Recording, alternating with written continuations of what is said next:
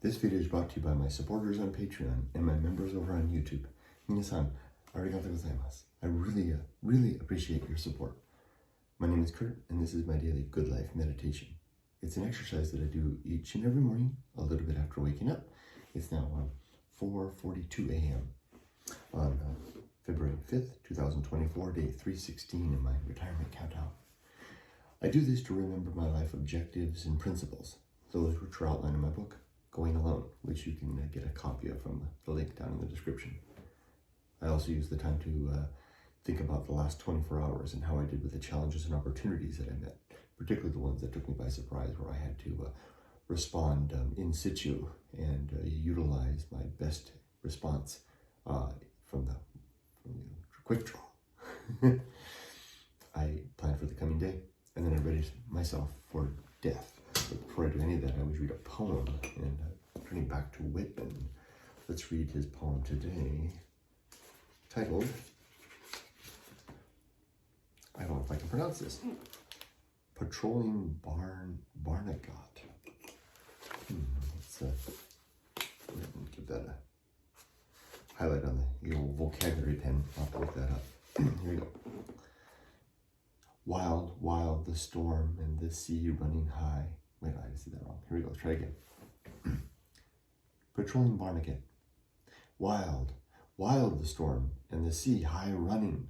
Steady the roar of the gale with incessant undertone muttering. Shouts of demonic laughter, fitfully piercing and pealing. Waves, air, midnight, their savagest trinity lashing. Out in the shadows, their milk-white combs careening. On beachy slush and sand, spirits of snow fierce slanting. Wow! Where through the murk, the easterly death wind breasting, wow. Through cutting swirl and spray, watchful and firm advancing. That in the distance, is that a wreck?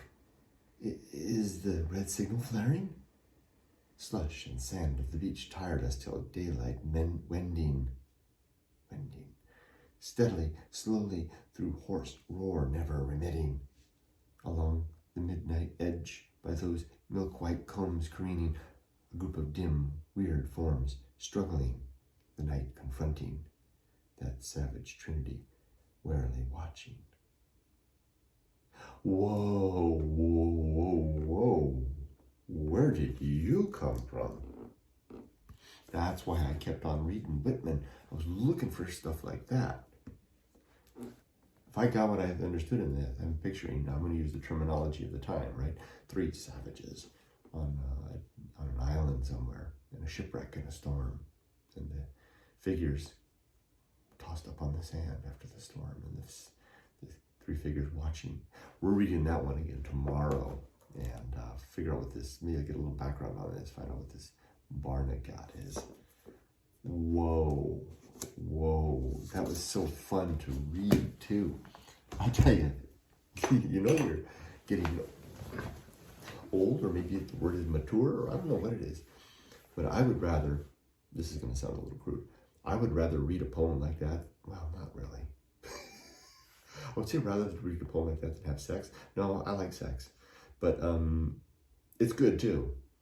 I enjoy that nearly as much. Let's put it that way. Sorry, I can't believe I went there. But that's what poetry does. I mean, okay, I never feel that way. I don't watch TV, basically. The only time I ever watch TV is when I sit with my wife. We like to watch our shows together. Other than that, I don't. TV never does this for me, but poetry does that. For a poem like that, most of Whitman's poems have been, didn't quite measure. They didn't do it for me. They just didn't. It's like having a particular type of wine or food that satisfies some but doesn't to others. That's what Whitman was to me. So others will rave on and on, but I'm like, until that. Now, we're coming back to you tomorrow. All right, let's get into it. Last night and yesterday, let's see how I did with the checklist. It was a big day yesterday. And did I catch up on everything? Hold on. What is AJ? Oh, Abandoned Japan. Yeah, I did that. Okay, good. And the dogs, all this stuff got promoted to today. This got promoted to today also. So I hadn't quite finished all that. So there we go. There's yesterday. Did just about everything. This is all crossed off. This all is part and parcel. All of this stuff down here is part and parcel of this last item right here. All except these. And these are the usual ones that I keep kicking forward every day. The ones that they're not imperative on the day. They just need to get done. So I keep pushing them forward. So that's okay. This work stuff I didn't expect to do yesterday. I will get to it today. Good day yesterday. I went to the beach. Had just the best time ever doing my book reading. And then after the book reading, I just stripped down to my swimsuit, jumped in the ocean, and then did calisthenics on the beach for an hour. As the storm approached, it felt good. Felt good. And then I had a nice lunch with my wife. I took my wife to a fusion Vietnamese French place in Fountain Valley. We had a nice time. I can't remember the name. Nips or something like that. Sounded like a derogatory term, but it was very good. We had a good time. Came home, spent the afternoon, Yumiko and I, she was studying her Etsy stuff, and I was doing my stuff in here, mostly just sitting here reading. Good day, great day, great day. Man, I can't wait for days to be like that more and more. That's what retirement's like. Bring it on. That was fun. We had fun. Okay, nothing really challenged me yesterday. Walking like Caesar.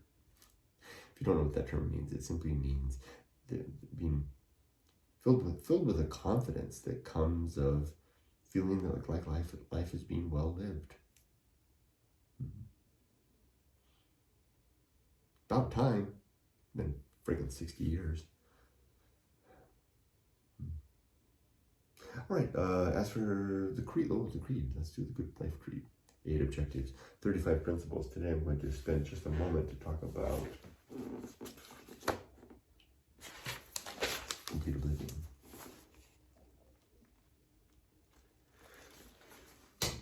Complete oblivion. It's one of the Good Life principles. And this one is very simple. It is the reason it's there is to remind me that I have no good reason to think that I'm going to survive my death. I don't believe that there's such a thing, or I should better say it better. I've seen no evidence, no good reason to believe there's anything about me that will escape my death, that nothing will, fly away, nothing will be transported, no essence within me that will remain. My electricity will stop, the circuitry that was in my brain will go dark, my consciousness will snuff out, and I will go back to the nothing that existed, that I don't remember before I was born.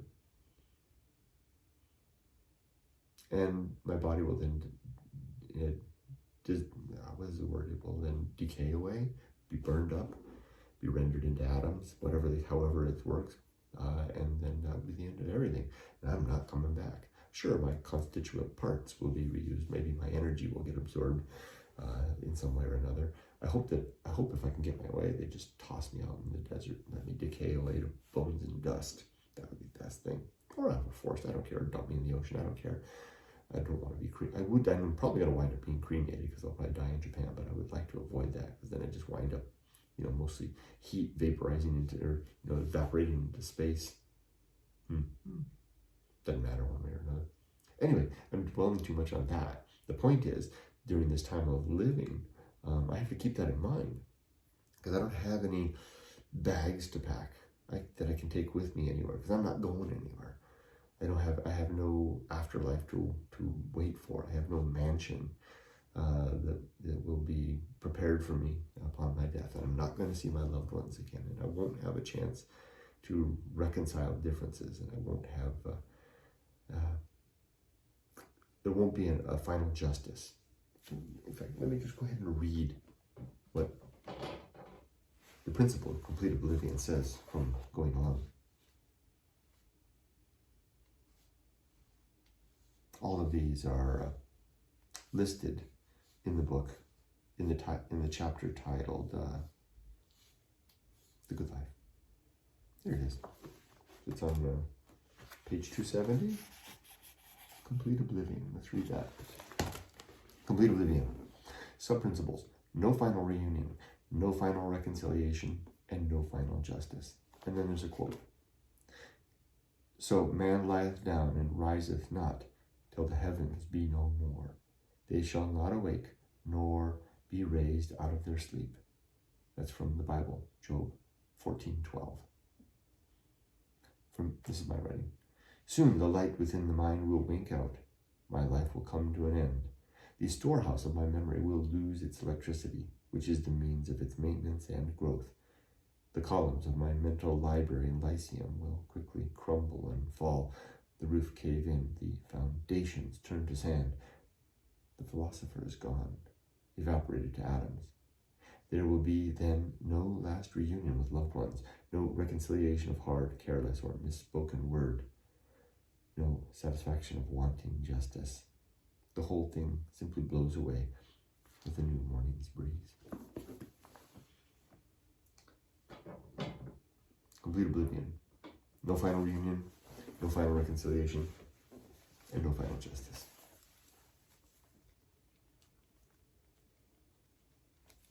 All right. The creed. The 8 objectives are, these are the things I'm striving for in my life. Again, these are in the book. To be always ready to die. To make good and effective use of time.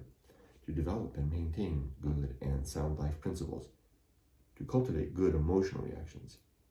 To perform good actions. To recognize true limits and true opportunities. To do just one thing at a time and do that thing slowly and deliberately and carefully. And to keep my balance.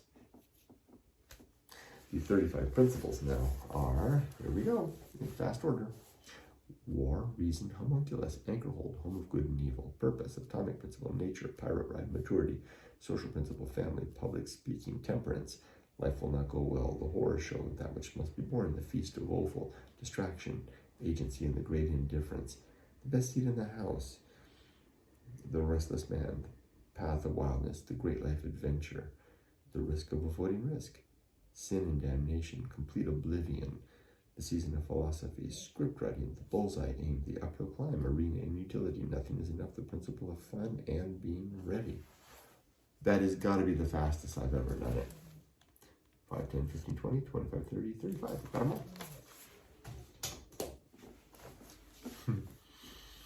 Now for today. Oh, how's the list look for today? Pretty manageable. Personal stuff, work stuff.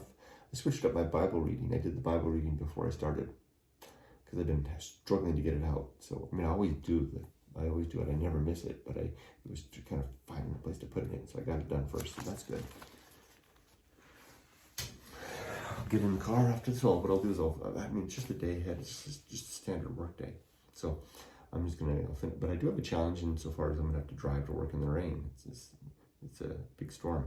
So I'll finish all this, upload this, feed the dogs, feed myself, put on my coat, or change into my work clothes, put on my coat and go to work. That's it. I'll stop for now. Oh, am I ready for death? 3 questions. Are my relationships sound? Yeah. Is my life's work complete? Yes. And are my affairs in order? Yes. I said I'm out of order, didn't I? But that's okay. So I'll stop. I wish you all the best. Be safe, but not too safe. Take care.